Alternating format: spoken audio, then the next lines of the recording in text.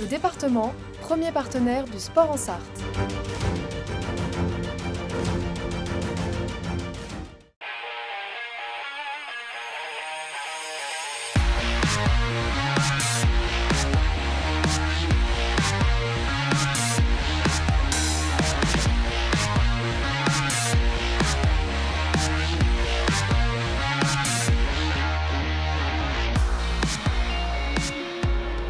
Ravi de vous retrouver sur les antennes d'LMTV Sarthe, votre soirée sportive commence. Il y aura au programme du basket, de l'escrime, du football, un petit peu de cross-country également à suivre dans un instant. Vous avez vu la une, on va se la refaire dans quelques instants. C'est parti pour la une de 72 Sports.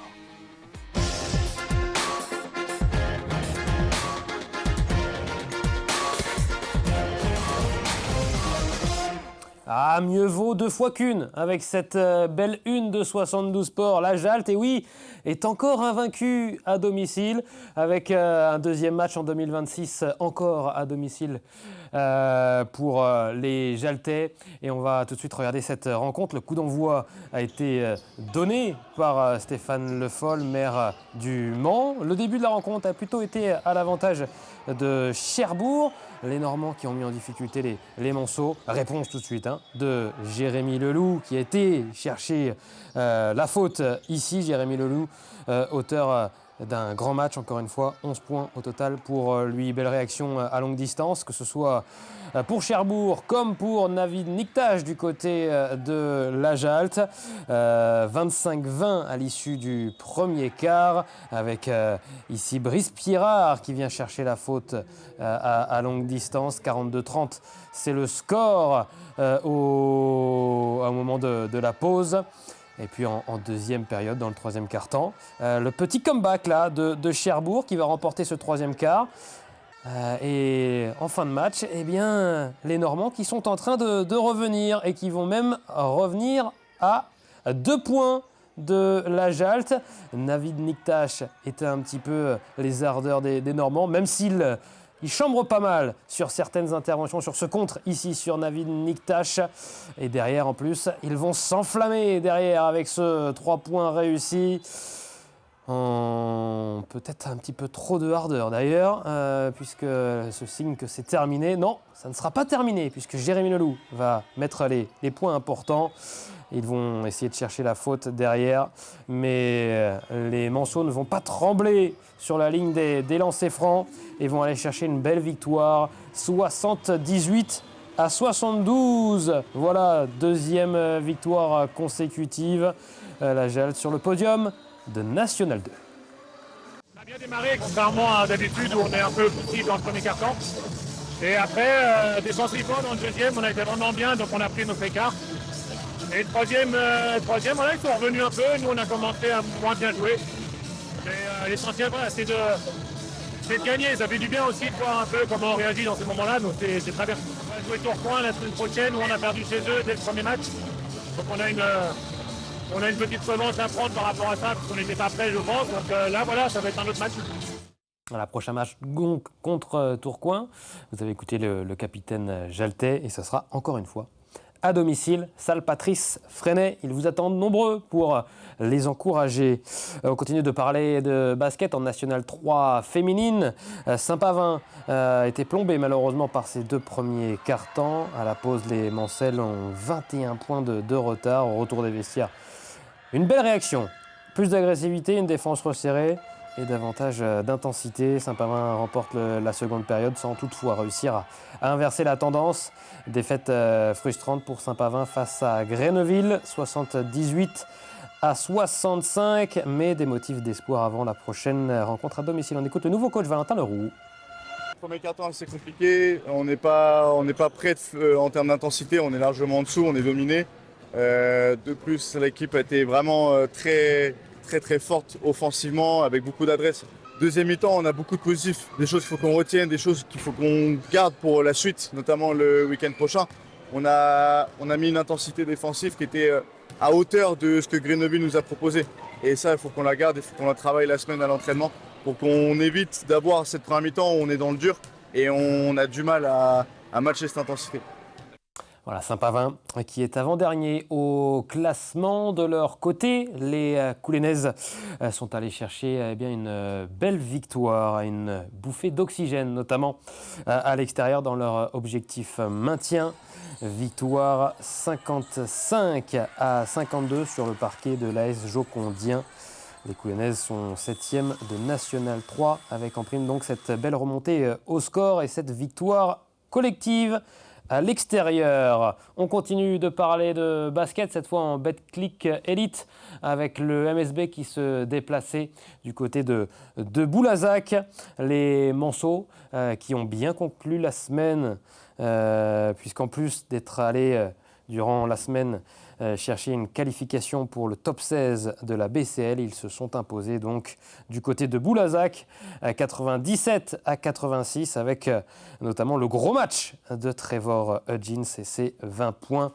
Belle victoire pour les joueurs de Guillaume Vizade qui poursuivent cette belle série de victoires. On en parle dans quelques instants avec Romain Quette dans l'émission consacrée entièrement au MSB Tango Show. On parle d'escrime. On ne parle pas souvent d'escrime dans 72 Sports, mais de l'épée et du fleuret. Voilà ce qu'il y avait au cercle d'escrime de Sablé-sur-Sarthe ce week-end. Pour son challenge annuel, le club sartois a accueilli ce week-end 250 participants de tout âge. Et parmi les nombreux tournois se disputait le quart de finale des championnats de France des moins de 15 ans. On écoute Olivier Bourreau, le maître d'armes du club de Sablé-sur-Sarthe. C'est la première fois par contre qu'on fait un quart de finale du championnat de France. Donc ouais, c'est une fierté parce qu'on a une reconnaissance au niveau de la fédération comme quoi on est capable de le faire. On a du niveau national et on peut même apercevoir sur certains, et sur les pantalons, ils ont le drapeau France. Donc ça veut dire qu'ils sont en équipe de France. Donc c'est sympa quoi. Et parmi ces sportifs, le jeune Sabolien Vianney Hubert qui a remporté ces épreuves du samedi, le Sartois qui figure parmi les 30 meilleurs de sa catégorie. Du coup là j'ai fait M20 et j'ai fini premier. Et du coup demain il y a M17 et j'aimerais bien faire un podium. Je suis au Créfed et du coup c'est une structure qui permet de s'entraîner tous les jours à Nantes. Et le vendredi je viens m'entraîner au club de Sablé et aussi faire en tant qu'animateur. Je suis en N1 là national et du coup j'aimerais bien être dans les 20 premiers nationaux. Et en plus de récolter des fonds pour l'association des petits doudous qui aident les enfants hospitalisés, ce challenge était aussi l'occasion pour le club sabolien de former à l'arbitrage et aussi de mettre en piste leurs jeunes talents. C'est un jeune qui du club de Sablé et c'est sa première compétition au niveau supérieur puisqu'il est surclassé en M15 alors qu'il est M13. Donc on est là pour l'accompagner, lui expliquer que perdre c'est pas grave, il va perdre, ça c'est sûr. La question c'est comment il va perdre, est-ce qu'il va perdre en jouant le jeu du fleuret. Est-ce qu'il va être capable de maintenir son adversaire? Est-ce qu'il va lui en mettre une ou pas? On va voir. Alors, il y a un déficit de taille, il y a 4 ans de différence là, donc ce qui est important. Donc derrière, il y a aussi la puissance. Maintenant, est-ce que lui va être capable de profiter des erreurs de l'autre? Est-ce que l'autre il va la prendre un peu trop facile? Et puis est-ce qu'on va être capable d'arriver à mettre une touche ou pas? Ou est-ce qu'il va réussir à le maintenir et à obliger l'autre à sortir vraiment le jeu pour pouvoir être sérieux, pour ne pas se faire marcher dessus, comme on appelle ça? Voilà, intéressant tout ce que nous disait ce maître d'armes, donc Olivier Bourreau, que je remercie pour toutes ces explications dans ce week-end d'escrime du côté de Sablé-sur-Sarthe. On passe à la Coupe de France, on passe au football. Il y avait un match ce dimanche soir du côté du stade Marie-Marvin. Ça s'est terminé encore une fois dans cette compétition pour le MOFC dans une séance de tir au but parfaitement gérée par Dame Gay et ses coéquipiers et notamment le gardien Evan Atfoot. On en parle longuement dans LMFC Zone en dernière partie de soirée sur LMTV Sarthe. On va débriefer cette nouvelle rencontre sans défaite. Et oui, puisque le Mans FC est désormais à 17 matchs sans la moindre défaite, toute compétition confondue. On continue de parler football. Regardez là, elle sort fraîchement de son emballage. Voici la caméra portative portée ce dimanche par un arbitre sartois. Une grande première pour ce dispositif en test dans notre département. Objectif, réduire les débordements en match et le sentiment d'insécurité qui pèse sur les arbitres. Éric Chartrain était donc le premier à l'essayer lors du match de 2e division de district entre l'ASPTT Le Mans et le FCS Champagné. Ça permet de pouvoir gérer les matchs au mieux pour l'arbitre. Au moins il aura une caméra. Sur les faits difficiles, il pourra enregistrer les événements. Effectivement, c'est pas d'aujourd'hui les problèmes autour des terrains, sur les terrains, en dehors des terrains. Il y a une avancée que la fédération souhaite vraiment mettre de la sécurité au niveau des arbitres. Donc nous, on suit le mouvement et on est district test pour les Pays de la Loire. Donc on le fait volontiers pour protéger aussi nos arbitres, donc les officiels des rencontres. Et puis ça permet d'avoir un climat serein sur les terrains. C'est un jeu, on se rencontre le dimanche entre partenaires, que ce soit une équipe adverse ou pas. On doit se faire plaisir et l'arbitre aussi a le droit de se faire plaisir à arbitrer. Pour un premier test, le district et la FFF ont été servis puisqu'en 17 ans d'arbitrage, c'est la première fois qu'Éric Chartrain distribue 3 cartons rouges en un seul match, des fautes, mais aussi des agressions physiques et verbales entre joueurs qui ont donc émaillé cette rencontre de football amateur.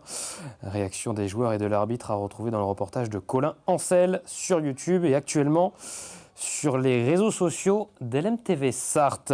Un petit mot de cyclocross, c'était les championnats de France de cyclocross du côté de Troyes ce week-end. Et ça s'est plutôt bien passé pour nos crossmen sartois avec Tristan Verrier qui a fait un excellent départ. Il était même premier dans le premier tour face au meilleur français. Tristan Verrier ici en noir, membre du team Gevel Roadborne, qui a ensuite vu le retour de Léo Bizio, de Joris Delbov entre autres.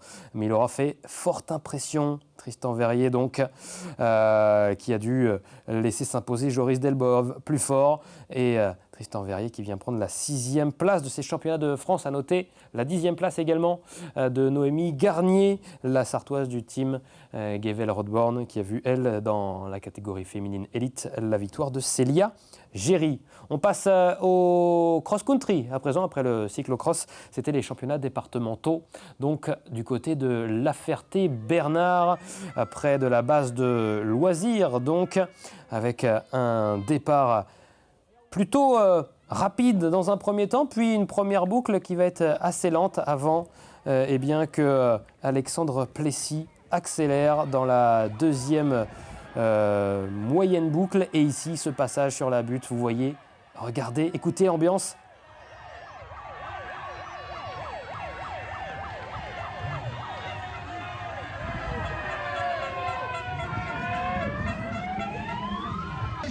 Magnifique ambiance du côté de La Ferté-Bernard. Et le plus fort, ça a été tout simplement le coureur d'Endurance 72, Alexandre Plessis, qui s'impose devant Ethan Fernier d'Inaya Athlétisme. La 3e place revient à Antoine Rouquière d'Endurance 72, qui remporte le par équipe. Et on va écouter le nouveau champion de la Sarthe.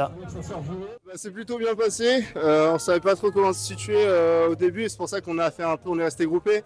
Je ne savais pas si on pouvait partir avec Antoine et Lucas ensemble, mais j'ai vu qu'au deuxième tour ça allait être compliqué de finir ensemble, donc je suis parti juste avant la bosse et j'en ai remis une dans la bosse, et après j'ai fait tout le reste de la course tout seul à mon rythme, et Antoine fait 3 après, donc on est plutôt content.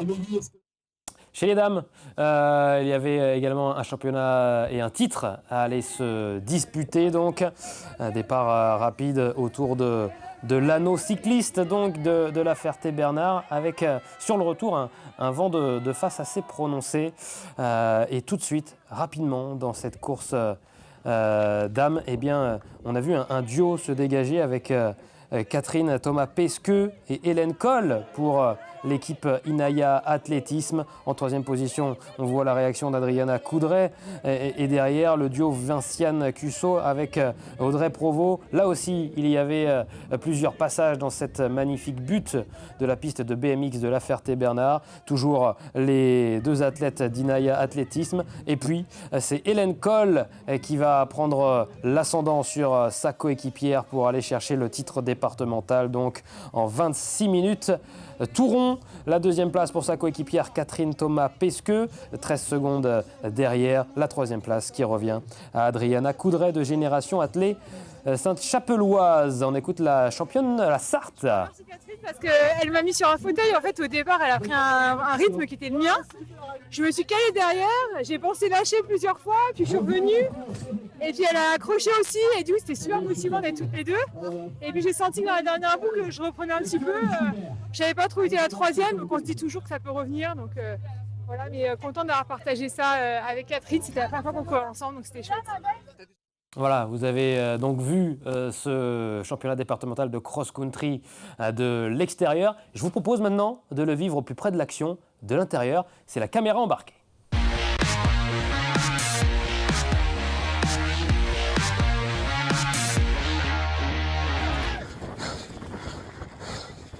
Donc, du côté de La Ferté-Bernard, le départ plutôt lent dans la première moyenne boucle avant qu'on arrive sur la première butte. Et je vous fais réécouter une nouvelle fois l'ambiance vue de l'intérieur cette fois.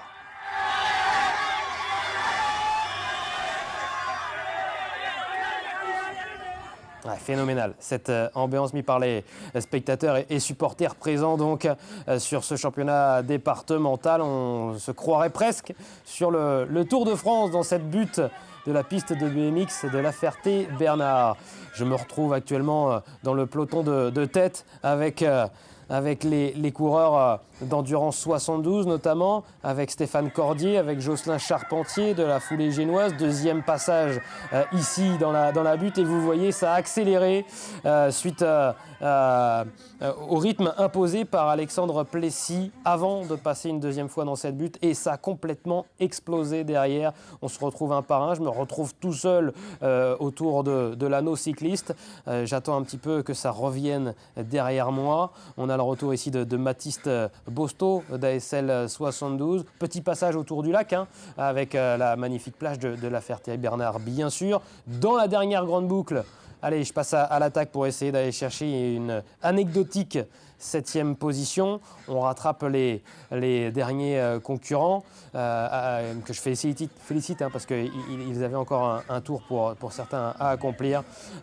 Et donc l'arrivée en 7e place en 29-39. Voilà pour cette caméra embarquée. Il y en aura d'autres à suivre, des caméras embarquées donc au plus près de l'action. On essaiera d'ailleurs pas de faire seulement de la course à pied, mais d'autres sports, bien sûr. Et bravo encore au nouveau champion de la Sarthe de cross-country, Alexandre Plessis. Voilà pour 72 Sports. Dans quelques instants, on continue notre soirée sportive sur LMTV Sarthe. On parle de basket avec Tango Show. Et puis, dans quelques minutes, on parle foot avec le débrief dans LMFC Zone de Le Mans FC face à Nancy. C'était en 16e de finale de Coupe de la Ligue. Fut un temps, elle existait encore cette compétition. Coupe de France, bien sûr. Allez, à tout de suite.